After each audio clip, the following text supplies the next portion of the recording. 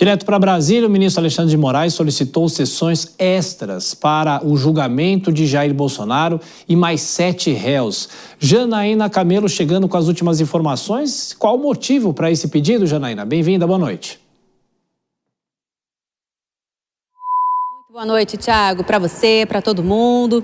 Bom, motivo para ter um tempo hábil aí, né? Um tempo de folga para terminar esse julgamento. Porque a gente teria, até então, Thiago, estavam marcados 3 dias para a semana que vem, na terça, na quarta e na sexta-feira, com o início dos votos já dos ministros, né? Porque lembrando que nesta semana agora foram feitos ali as sustentações orais das defesas dos 8 réus, foi lido o relatório, foi lida a manifestação da Procuradoria-Geral da República e faltam os votos dos 5 ministros e tínhamos ali marcados para esses votos 3 dias de sessões. Agora, o ministro Alexandre de Moraes hoje fez o pedido ao presidente do colegiado ali da primeira turma, que é o ministro Cristiano Zanin, por mais sessões, por mais um dia de julgamento, com 2 sessões na quinta-feira. Então, na quinta-feira, teremos sessão de manhã e teremos sessão à tarde para esse julgamento. O ministro Cristiano Zanin já aceitou esse pedido do relator, do ministro Alexandre de Moraes,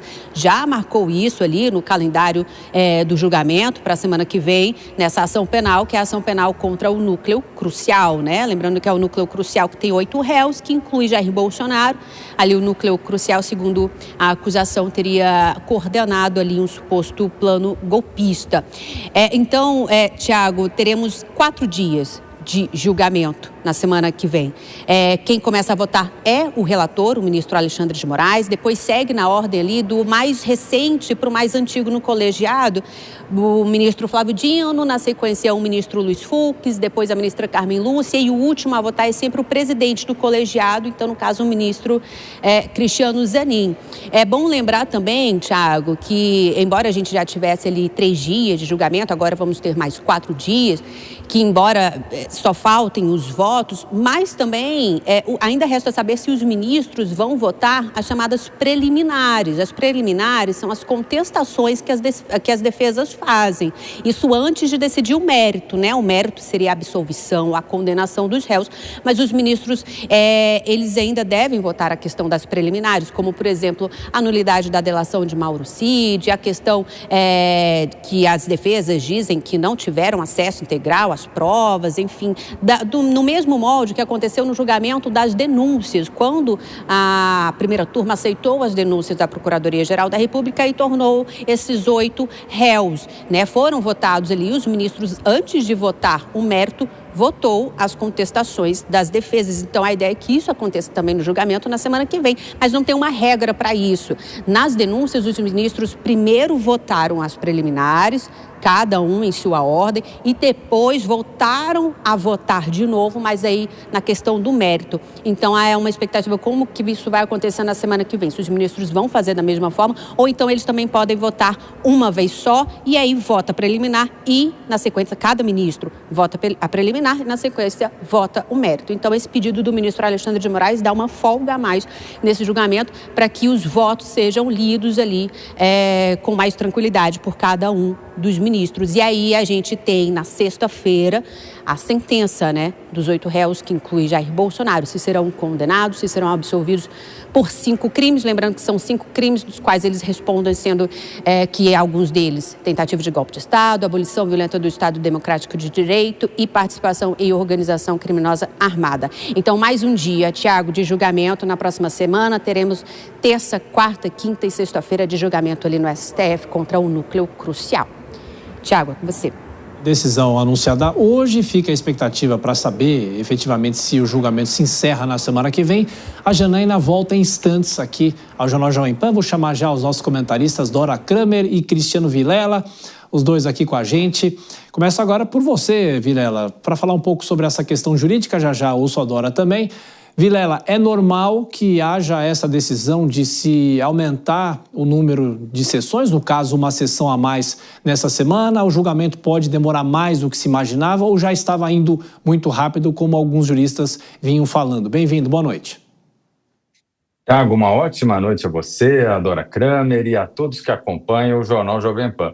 Olha, o julgamento ele vinha dentro do ritmo programado. Eu vejo que esse dia a mais, essa data adicional, ela vem justamente como sendo ali uma cautela para que haja efetivamente a finalização do julgamento ainda na próxima semana.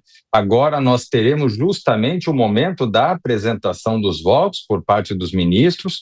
Seguramente haverá um debate significativo na corte, dentro dos 5 julgadores, que poderão discutir teses, discutir posicionamentos, especialmente no que se relaciona ao eventual apenamento, à dosagem do apenamento de cada um dos condenados. Então, é possível que haja algum tipo de discussão nesse sentido e, para tanto, eu vejo que o relator, ele se antecipa e já faz do pedido de uma nova data, vendo justamente que há uma viabilidade logística nesse sentido em relação ao calendário da turma, para que não haja nenhum tipo de percalço no meio do caminho e esses debates, essa votação, ela possa transcorrer normalmente até ao longo da semana. Então, eu vejo que é uma medida de cautela bastante razoável para atender essa finalidade que o Supremo Tribunal Federal tem de finalizar o julgamento essa semana.